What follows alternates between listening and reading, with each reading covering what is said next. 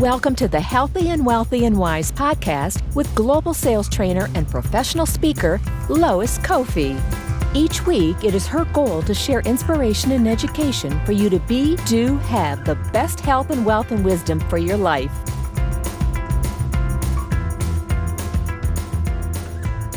Hey, guys. Happy Friday. It's Coach Lois with another power action-packed episode of Healthy, Wealthy, and Wise. I'm super excited to be bringing you an amazing guest today who I'll introduce here shortly. And I just want to go through some quick housekeeping items and announcements and reminders because we have a live show every Friday, same time, same channel here inside of the Healthy and Wealthy and Wise Facebook community. So if you're hearing this on iTunes, YouTube, Podbean, wherever you're hearing this and you're not inside, you want to join and get in while the water's warm, where you can meet my amazing guests and actually ask questions live during the show. So I'm super excited to be bringing you today a guest that I've known, gosh, I don't even know if we've known each other much more than a year. But I met him through one of our equal mentors, Eric Lofholm. And I know Eric has worked with you and you've done amazing things for him and his community in the arena of email marketing and email copywriting and how to make profitable headlines and how to get people to open your emails instead of unsubscribe, delete. This is spam. I don't want it. Why are you sending me this stuff? Right. Yeah. All of the things that I actually teach. I teach the how to build the list, but I'm not the email copywriting person. And you are the first copywriter or email campaign guru that I've had on my show. So I'm so excited to just go ahead and dive right in and turn it over to you because we have a lot of great nuggets to share. If you guys are joining us, comment below #live and what city and state you're tuning in from. And ask questions throughout the show. And if it's even the replay, Henry's inside of the group as one of my Facebook moderators. So he's really engaged and engaging and someone that you definitely want to come and meet. So Henry, tell me your story. Tell us, how did you get to be so amazing at what you do and why do you do what you do? That is such a great question, Lois. Awesome to be here. And like you shared with the Facebook group, I play around there all the time, more focused on the content. But as I just looked at it now, I was like, whoa, 763 members. It seems like it's growing all the time. So it's just a great place to be. And I'm happy to be a part of it. But you were correct that, we haven't known each other for longer than a year, mostly because I haven't been in business for longer than a year full time. I left my corporate job in May of 2020. And that was something I planned for, 7-8 months beforehand. I had just found copywriting through my own personal development. Really, I somewhat fell into it from reading books. And I took a sales course. The sales course led to a copywriting course. And all the pieces really fell into place for me because it's got this really cool mix between science and analytics, right? What's the market data? What is the marketplace looking for? You can really get fine of like, did this person watch your video and not watch it past halfway? And you can really get all dirty in the numbers, which I like. But then I also like there's this finesse piece, you could call it, where it's that intangible, more artistic and creative side, which are really two of my favorite worlds to play in, you could say. So I fell in love with it. I mean, hey, I could start my own business doing this, and kept learning and practicing.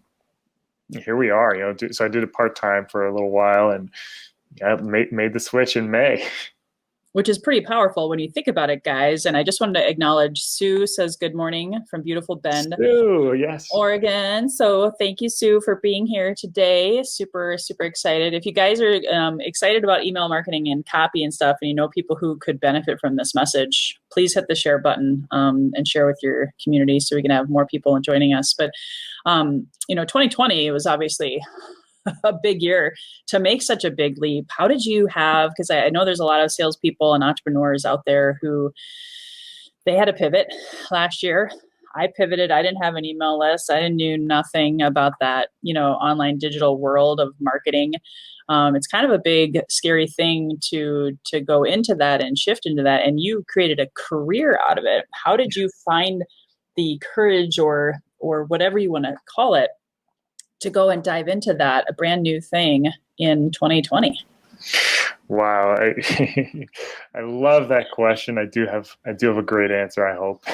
I almost talked about it before, and then you brought me right back in. So, yeah, like I shared with you, something I'd planned for since late 2019, mid 2019.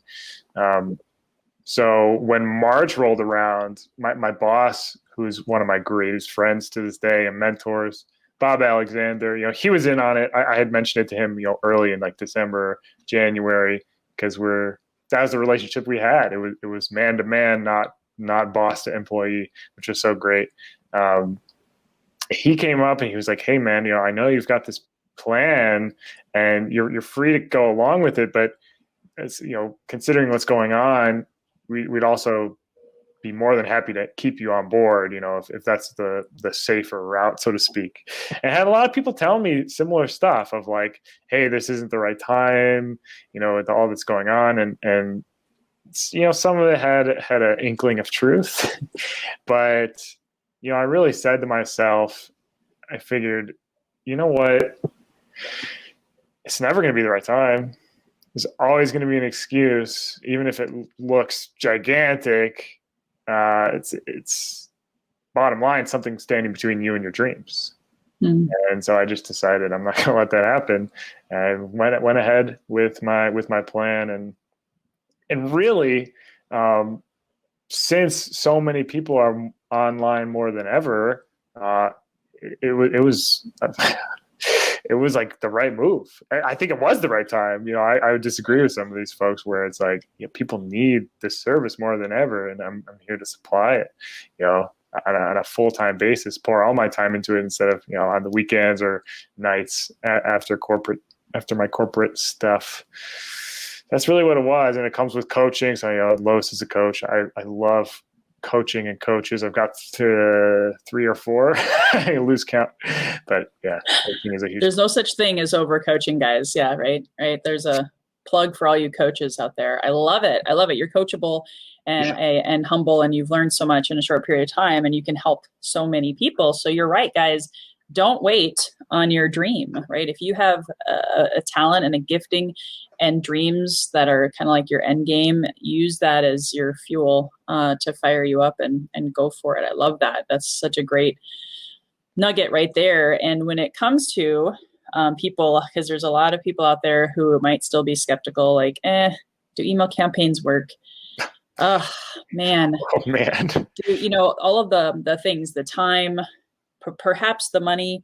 I know you have a lot of wisdom to share. So any top tips on how to get started in that arena? And I know we're going to talk about headlines today, guys. So please stay tuned and have your questions at the ready. All right. So the question is like how to get started with email marketing, basically. Mm-hmm. Okay. So this is it's a great question. I'm going to frame it in the way that I hear it from most people is, well, Henry, how many times do I send? Once a week, once a month, every day? Oh my gosh, I get that question. You might as well, Lois. But the best and most fulfilling answer I have is it depends. I'm just kidding. I know everyone hates to hear it, but I'll expand on it a little bit. Where if you're coming from this place of holy smokes, now this online business world is here to stay in a bigger way than ever before. I've never sent an email marketing message before. It's start with once a month. Start with once a month. You could take an hour and a half at the beginning, maybe to crank out one email a month, and you can always go up from there. My for some folks who are doing the monthly thing or more, really my answer is as much as possible, as much as you can. Reason being, so every day I think is a great thing to strive for, every business day eventually, because here's the thing, a lot of folks are like, well, I don't want to annoy people, or I get 1 million emails a day, and And that is true. And the point is, no one's going to read every email for the most part. Some of you might have a super fan or two that will, but so think about this. If you're doing it once a month, which is, like I said, great start, great place to start, get your feet wet, get used to that, see what your people like. If they miss that in your inbox, that's 2 months before they hear from you again. And that is not enough to, stay in touch and be at the forefront of their minds. So if you're sending emails every day, maybe they'll catch 1 a week or 2 a week. And that's a perfect cadence. But it'll be different people. So someone might catch the Wednesday, someone else might just catch the Tuesday. I think you get what I'm saying. I love it. I was one of those people that I didn't even have once a month, right? Because I was so negative in my mindset, right? It's a lot of mindset shifting, and just starting with 1 a month is genius. So this is a question I get a lot, and I can't wait to hear about your answers. So let's say you graduate to a few times a week, or like you said, every business day, and then people start unsubscribing. What does that mean to you? Okay, well, that's a really good question. It means it could mean a few different things, and so it's context related. First off, it could mean, wow, I'm out of touch. I don't know what my people want, or maybe I'm being too spammy. Maybe I'm selling too much. That's like, if a lot of people are unsubscribing, that's where my head would go. Like, hold on, let's back up. What's our strategy here? What's going wrong? What's worked in the past, or how can we shift this to something better? But people are going to unsubscribe. I mean, that's just the name of the game. And what I like, that I think Eric Lofholm teaches this as well, is you celebrate that. That is the best news. I had someone unsubscribe from my list the other day. I was like, yes, because they're never gonna hire you. They're never gonna anyway. Even if hold on, yeah, they're never gonna hire you if they're thinking of unsubscribing. So it's good riddance. Awesome. I'm glad that I totally agree. In sales, I remember when I had my first no over the phone or in person, and that massive rejection feeling, again, because of programming, lack of training, all of that kind of stuff. Right. You have to develop that muscle. Same thing happened to me at first when I built my first email campaign last year. I had people unsubscribing, and there was like this slight pang of like fear of rejection or rejection. So if you have any other words of wisdom or encouragement around that, because I know you work with 3 coaches and they're probably all like Eric championing you in some way, but do you have any advice for them? I mean, you already gave some, but anything else from maybe a personal development or heart and head space advice? Yes, that was a little extreme, my other one, where it's like, it really is like, if I'm not serving you, then you're free to leave. But then, the other piece is, it's like, that way you can really get a better gauge on your audience and who you're serving, right? If you have those people who maybe it's not the right fit, maybe it's not the right time for them, and they choose to leave your list, now you've got this really concentrated group of people that do care about you and they do want you. I mean, it's like the whole idea of like, you can have a million followers on Instagram, but it's like, how many of those people really connect with you and really are part of your tribe, so to speak? So that's really the idea, is like you're building your strongest tribe. I love it. And well, I want to get right into it because we only have so much time. Yeah. And there was a topic, and I'm going to put your link on the screen and share with everyone. Oh. I love the idea of focusing on headlines and talking about email headlines and why are they important? Why do you have this, this free gift today is all about headlines. A lot of times, I know when I first started, I didn't think about that at all. I was just like, worried about, am I giving value?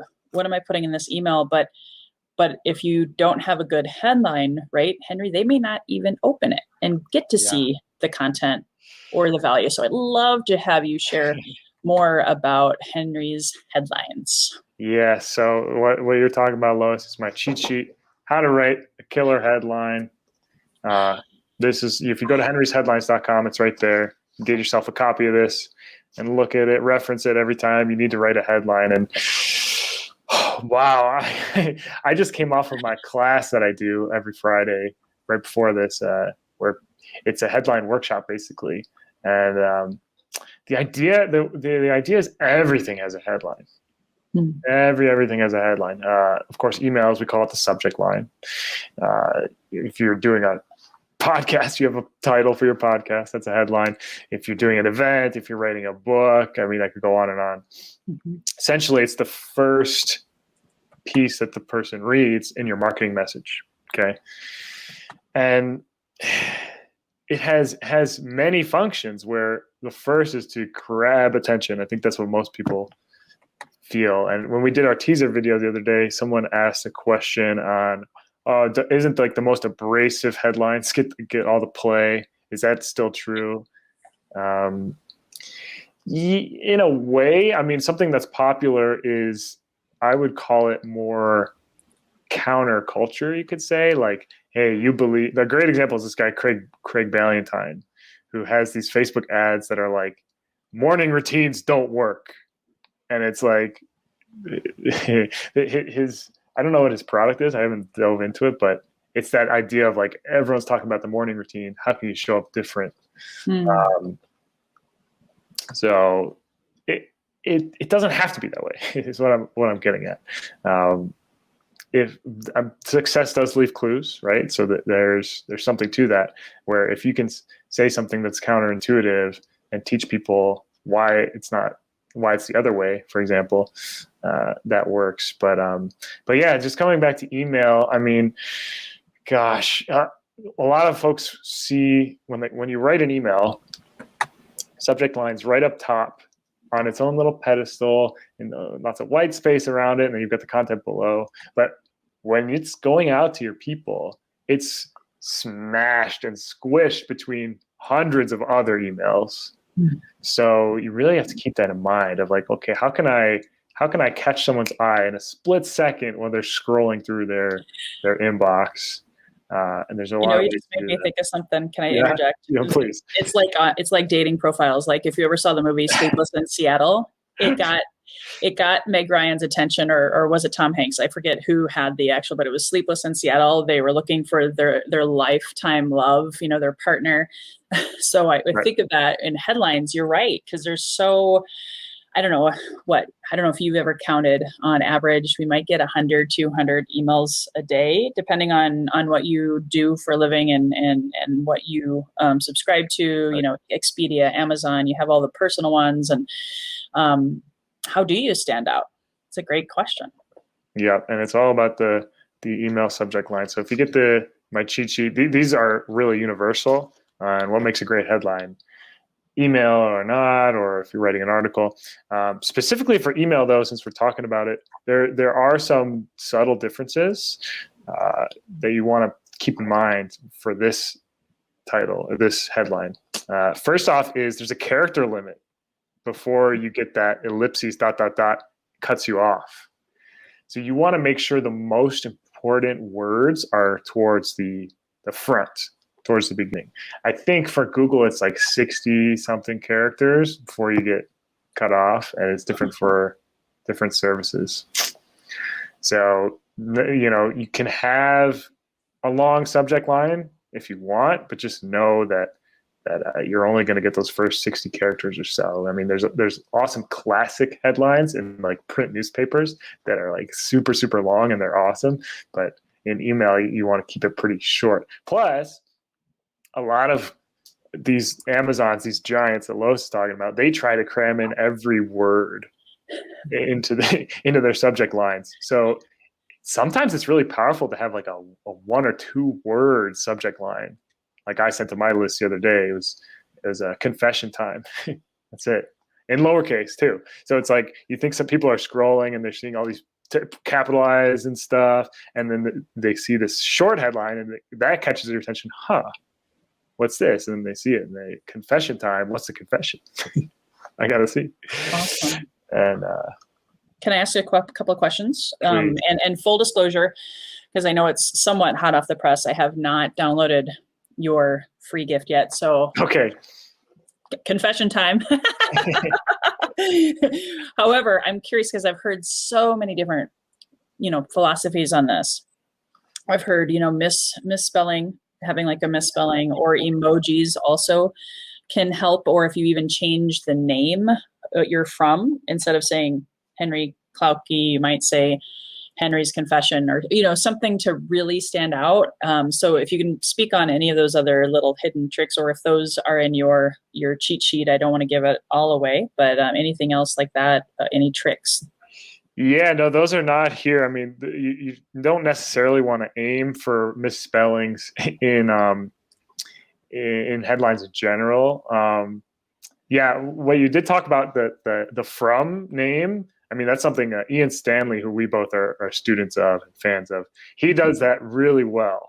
So he'll one that comes to mind is something about making, it was some sort of product he was promoting that helps you make more money, and his name's Ian Stanley, and he put it as income, like income with his name, income Stanley.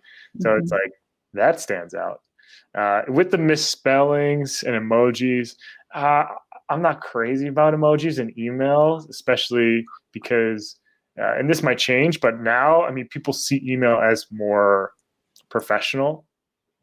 And that doesn't mean that you have to be stiff, but I just don't feel like emojis really fit. When I see them, it's kind of tacky. That's my opinion. It's worth testing it out. That's like my number 5 is test it out here. You gotta try it. The best marketer in the world is the marketplace itself. So don't take what I say or anyone says with a full conviction. You got to try it.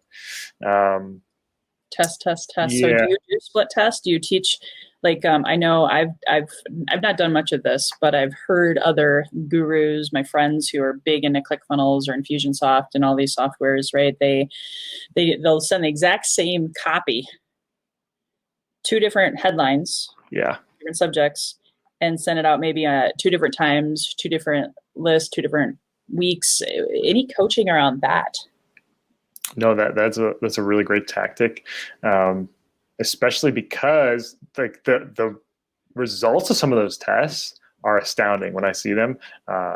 Sometimes just changing the headline doubles the amount of people that open your email. Same content, same exact email, but just the subject line is different. And yeah, there's different ways to do it. You can, depending on what software you're using, you can split your whole list randomly, like 50-50. Send both headlines to different people. But no, split testing is great. I mean, you could do it with images, try different images, but the idea is basically you find something that works. So, or if you're new, you're just basically trying out what you think will work and changing one small thing, whether it's a subject line, an image, a call to action, maybe, and just seeing what your crowd responds to.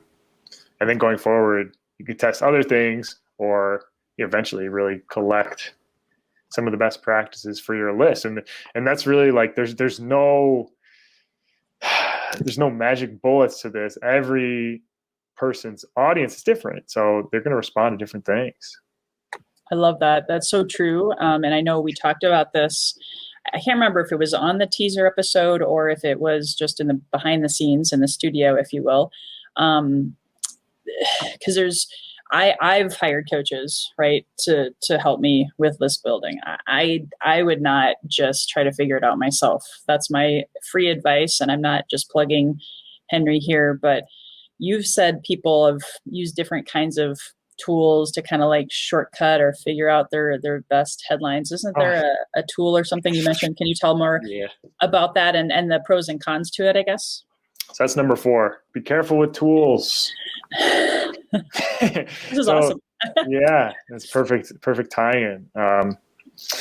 There's these headline analysis tools out there, and the idea is you basically just type your headline. It's like a Google search bar. You type it in and hit enter. It'll give you a numeric grade. Oh, this headline is 60% effective. So my take on that, and you'll read more on the cheat sheet, but it's data.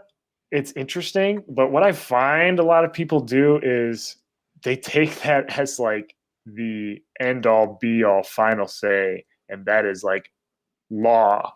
I'm not going to put a headline out there unless it's over 70% or something. I've had someone tell me that. And I was like, really? Because they don't know who you're selling to. They don't know what your product is. These tools, they're very limited. And so use them. If you like them, use them. But it's more in the beginning stage, really, when you're like getting ideas. But, obviously, like we just talked about, you got to test it, right? And that's like my headline class that I do on Fridays at, I'm time zone mixed up, I think 10 a.m. No, 9 a.m. Pacific, where I have people come in and bring their headlines and see what I think, how we can improve it. And then I've had people who are like, hey, remember that headline you gave me last week? Yeah, it got a 40%, so I changed it to this. And I was like, oh, that's a stinker. And I feel bad because it's just, it won't, I don't think it'll work very well. Of course, they're going to test it out, but it's you can't really replace the stuff with a machine, at least not yet. No, and I love that because I teach permission-based marketing and selling and organic. I know that there's people out there who, like, it sounds like that one example you gave earlier, morning routines don't work or something like that. You can get people into your email list through Facebook ads. You can buy leads and lists. And I don't do that because, like you said, for me anyway, and trust me, I'm not a digital marketing guru or anything, but I just was able to get to 5 figures a month building an email list and giving value and being a resource for people, and I think that's one thing that helped me mentally overcome the fear that I had around email. And gosh, I wish I would have, worked with you even sooner. I probably would have had a higher open rate. That's one more question. And if just as to throw this out there, guys, if we would have time for one other question from someone else that's not me. So if you want to comment and ask your question here before we wrap it up, that's the value of being here inside of my Healthy and Wealthy and Wise community, whether it's live, of course, on the replay. Henry will check out those questions later. When you talk about headlines, right, is that one of the top things that have higher open rates, or is there other hidden elements for, in your experience, to have a better open rate? And I'm asking like 5 questions in one. I'll try to keep it simple. What is a great open rate? What's a decent open rate? And then, how do headlines maybe increase that if you had like a percentage or a guess? Got it. So quick answer. Like I said, it varies. Some people have awesome lists that open like 50% of their emails or more. Overall, if you want to really just spread the whole, like all industries, average is like 20 to 30% is a great place to be for open rates, and like I've had someone be like, I want to up my open rates. I was like, okay, where are they now? And like, 40%. I was like, 40%? What are you talking about? The whole point then is to bring more people in, and then you could. That's amazing. 40% bigger, because people just don't know. 40% might sound bad if you don't understand that where the numbers are. And do headlines improve that? Absolutely. Again, it depends on how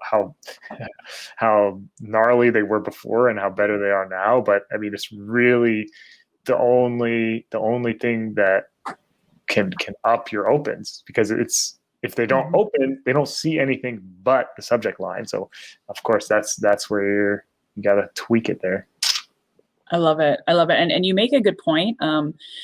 I'll just share this aha that you just helped me realize and remember is that, and then we'll go into some final announcements, and then I'll ask you my final question of the day that I ask all of my guests. So I can't wait to hear your answer. Great. But guys, it doesn't mean you have to have a huge list. In fact, if you can start with 100 and maybe eventually whenever get to 1,000, that's a nice round number to test all of these headlines, talk to Henry, find out what works. And then you can have those nice, easy percentages and then, open up and start adding. If I wish I would have done that too. So hopefully guys, we're saving you some time and helping you make more money.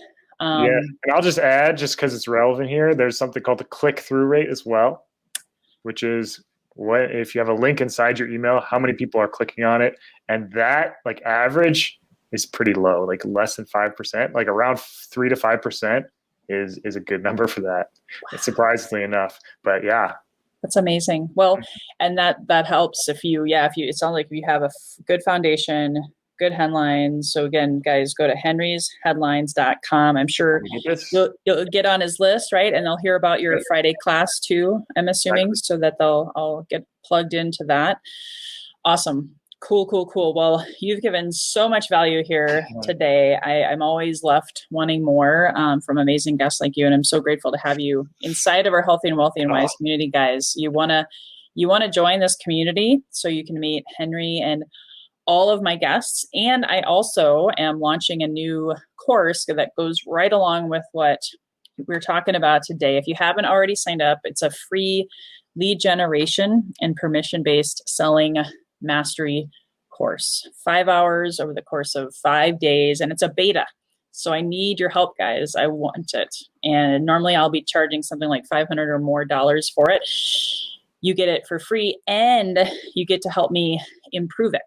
So click on loiscovey.com/get leads. And then of course, talk to Henry, how you can kick up those headlines and take it up a notch, because you can't have an email list without leads, right? That's right. And you can't really grow and give value and monetize that email list without amazing headlines and amazing content. So thank you so much. Again, guys, if you haven't already, please hit the share button and share this with your community. This was gold today. And I always like to close with my final question, Henry, because the Healthy and Wealthy and Wise community is all about salespeople and entrepreneurs living their best life. And I considered you one of those wisdom experts today, bringing us great value. And when you hear the phrase healthy and wealthy and wise, what does it mean for you? Ooh, I love that. I mean, for me, it's like you can have your cake and eat it too. I was just talking earlier about it, where it's like, for some of us entrepreneurs who grew up like myself, aimed at the corporate world and aimed at this idea of like, all right, you work your butt off now and then you can relax later. It's like, no, you can have it all. You can have it all. I mean, I do. I'm sure Lois does too. That's what it's all about. I selfishly named this Healthy and Wealthy and Wise. And it's so funny. I was going to tease Eric Lofholm because now all of a sudden I see he uses some of the same phrases in his email headlines. All right. So it's taken off. I'm rubbing off. My mentors are seeing that this world is so hungry for health and wealth and increase in their life, whatever that means for you. It's not all about the money, guys. However, if you can have the best health and a great asset in your list or in whatever income sources you have, it makes for a well-rounded, like you said, have it all kind of lifestyle. So Thank you so much, Henry. We'll have this recording up early. I might even get it up on Sunday, actually, because of my course. I want them to get your stuff on Sunday and dive into my course the rest of the week. So it'll be, having your cake and eating it too kind of week for the Healthy and Wealthy and Wise community. And I'm super excited. Actually, this is no joke. Thanks to Henry. This doesn't always happen, back-to-back guests who know each other. Henry referred me to Misty Codgill, who will be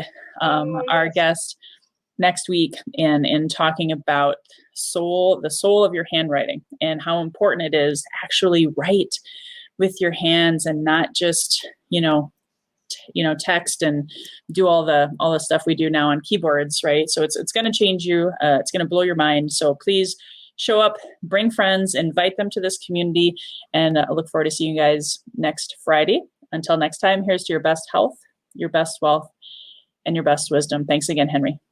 Thanks. Hey guys, thank you so much for listening to this episode. If you enjoyed this, please subscribe, refer a friend, and please drop me a rating or a review. If you do that, I'll reward you with a free 20-minute free coaching session on crafting your journey to your best self. Reach out to me at lois@loiscoffee.com to claim your 20-minute slot.